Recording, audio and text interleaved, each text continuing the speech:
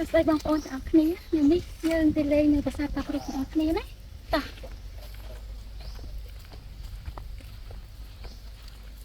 ហើយមុននឹងយើងចូលទៅលេងខាងក្នុងខ្ញុំសូមនិយាយខ្លះៗពីប្រវត្តិប្រាសាទតាព្រំប្រាសាទតាព្រំក៏គឺឡើងឲ្យត្រាបាត់ក្នុងរាជត្រាបាត់ជាបរមានទី7ហើយប្រាសាទតាព្រំនេះក៏សាងឡើងនៅក្នុងឆ្នាំ1186ដើម្បីឧទ្ទិសដល់ព្រះពុទ្ធសាសនាមហាយាននិងថ្វាយជូនព្រះមេត្តារបស់ទ្រង់សូមបញ្ជាក់ថាប្រាសាទតាព្រំនឹងអ្នកបុរាណវិទូគាត់បានចាត់ទុករចនាបថនេះនៅក្នុងរចនាបថប្រាសាទបាយ័ន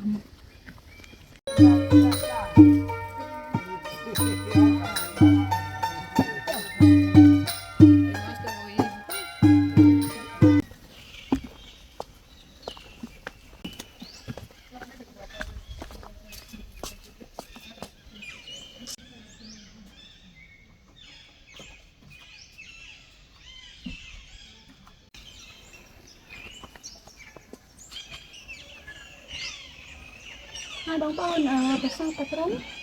ក៏សាងអំពីថ្មបាយក្រៀមនៅជាមួយនឹងថ្មពួកហើយមានកំពែងព័ទ្ធជុំវិញ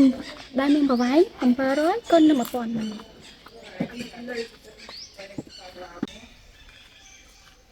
បងប្អូននេះជាថ្មខ្លះគុណឡៃខ្លះនៃប្រាសាទដែលបងប្អូនក៏ដឹងដែរថាប្រាសាទយើងប៉ះពាល់ជាមួយនឹងកត្តាធម្មជាតិជាមួយនឹងសង្គ្រាមផងដែលធ្វើឲ្យវាមានការខូចខាតបងប្អូនសប្តាហ៍ថ្ងៃហ្នឹងប្រាសាទតាព្រំស្ថិតនៅក្រោមការគ្រប់គ្រងរបស់អាជ្ញាធរអប្សរាដែលសហការជាមួយនឹងខាងឥណ្ឌាដើម្បីជួសជុលផ្នែកខ្លះៗរបស់ប្រាសាទប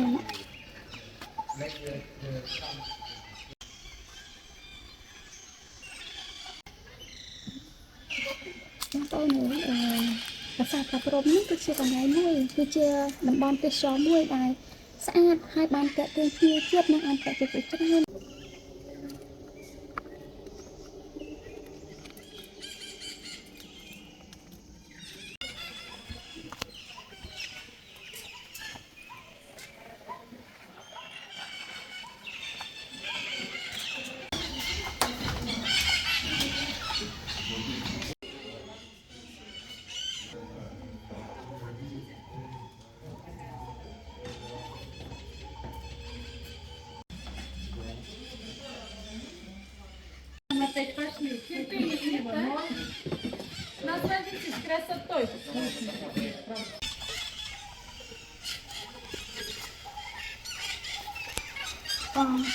ទីនេះបងប្អូនដែលជាកន្លែងដែលភ្ញៀវជាតិនិងអន្តរជាតិចូលចិត្តមកទស្សនាបងប្អូនដោយសារនៅកន្លែងនេះគឺថតឃើញស្អាត